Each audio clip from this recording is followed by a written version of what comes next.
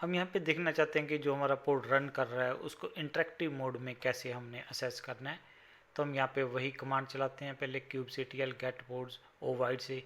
यह हमें पोर्ट्स के बारे में इंफॉर्मेशन देगा कि कंटेनर जो रेडी है कि नहीं है, स्टेटस रनिंग है, आईपी एड्रेस ये है और ये वर्कर 1 पे है। तो हमने जो कमांड चलानी है वो हमारे पास से है kubectl execute interactive mode team in terminal. कौन सा पोर्ट हमें चाहिए, हमारा जो पोर्ट है वेब सर्वर उसके अंदर जाना चाहते हैं, उसके अंदर जो कमांड है वो ss है। तो ध्यान रखना थोड़ा बहुत सिंटैक्स चेंज होता रहता है, लेटेस्ट सिंटैक्स में थोड़ा सा हमें माइनस माइनस sh करना पड़ेगा, तो वो हमने चेक कर लेना है। तो जैसे ये करेंगे तो हमारा क्या होगा, ये हमें उस जो पोर्ट है उसके अंदर जो कंटेनर है वहाँ पे हमें ले जाएगा। तो हम जैसे इफ कन्फिग कमांड चलाएंगे तो हमें वही एड्रेस दिखा रहा है 10.244.1.2 जो हमें यहाँ से भी नज़र आ रहा था। तो यहाँ पे हम अब क्या है कि जो पोर्ट के अंदर हमने जो है इंटरेक्टिव मोड में असेस कर लिया है, तो हम ये पोर्ट के अंदर बैठ काम कर रहे हैं। और पोर्ट के अंदर ये जो हमारे पास है आईपी एड्रेस शो कर रहा है, ETH0 जो उसका नेटवर्क इंटरफेस है, लूप बैक भी दिखा रहा है। अगर आपने कंटेनर से बाहर निकलना है इससे पोर्ट से तो आप क्या करोगे, एग्जिट कमांड से आपको, तो फिर आप वापस अपने जो मास्टर सिस्टम है उस पर आ जाओगे। बट कई बार हमारे पास, हमने पहले भी कहा था कि हमारे पास कई बार मल्टी कंटेनर पोर्ट हो सकते हैं। तो ध्यान रखना अगर ये कमांड हम ऐसे स्पेसिफाई कर देंगे तो वो आपके फर्स्ट कंटेनर पे आपको ले जाएगा। अगर हमारे पास मल्टीपल कंटेनर है तो हमें कमांड को क्या करना पड़ेगा, मॉडिफाई करना पड़ेगा कि भी kubectl execute -it c web। यहाँ पे वेब क्या है, क्योंकि हमने जब ये कंटेनर क्रिएट किया था, तो थोड़ी सी मैं डेफिनेशन दिखा देता हूँ कि हमारे पास जो कंटेनर का नाम क्या था वो वेब था।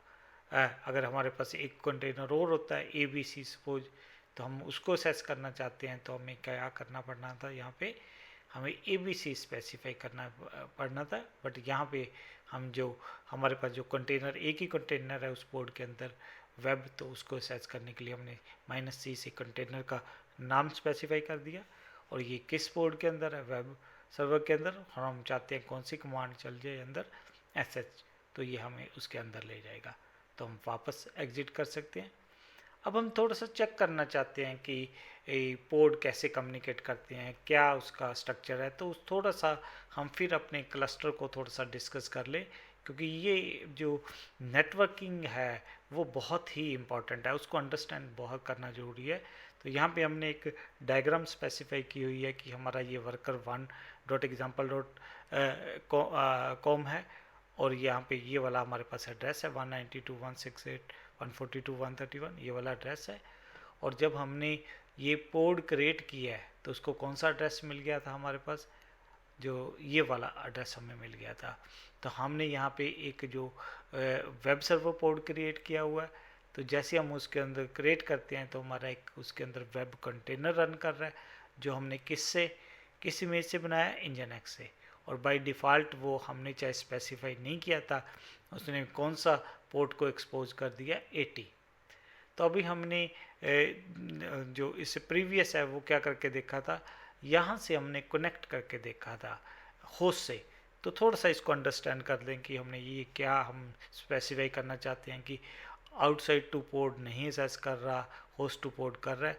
तो इसको समझने के लिए हम फिर अपने थोड़ा सा क्लस्टर की डायग्राम पे जाते हैं।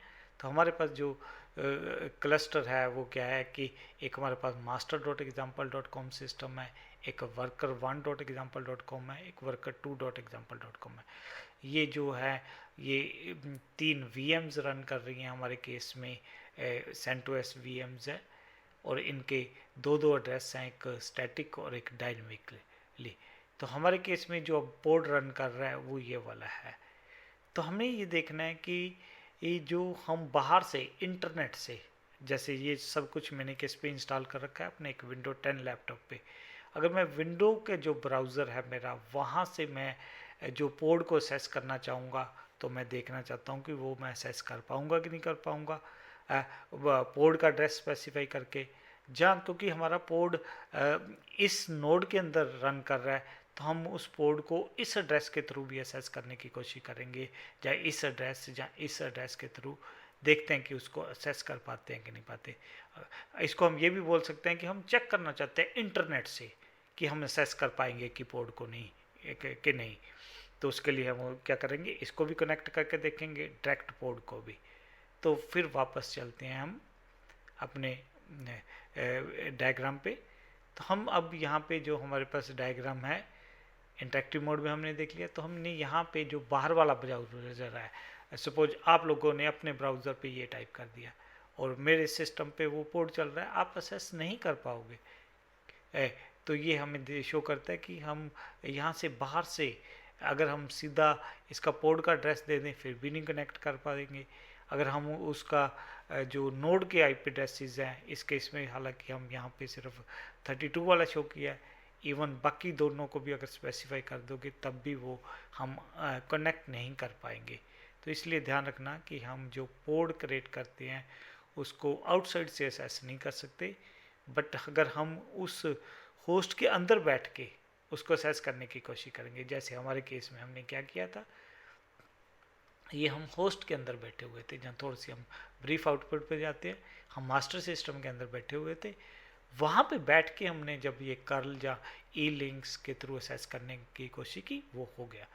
तो इससे हमारे पास डिडक्शन क्या निकलती है कि हमने नोड टू पोर्ट तो कम्युनिकेट हो रहा है कि ये जो नोड था हमारे पास वहाँ पे बैठ के अगर हम करना चाहते हैं तो वो पॉसिबल है।